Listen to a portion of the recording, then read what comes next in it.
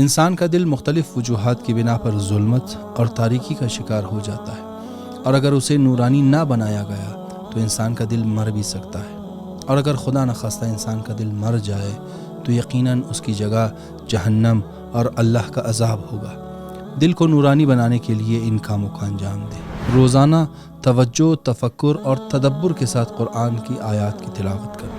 مختلف آتھینٹک اور مستند سورسز سے دن بدن اپنے علمی معرفت میں اضافہ کرنا۔ ایسے اعمال اور عبادات کو انجام دینا جس سے دن بدن انسان کے ایمان میں اضافہ ہو اور انسان کا ایمان مضبوط ہوتا جائے۔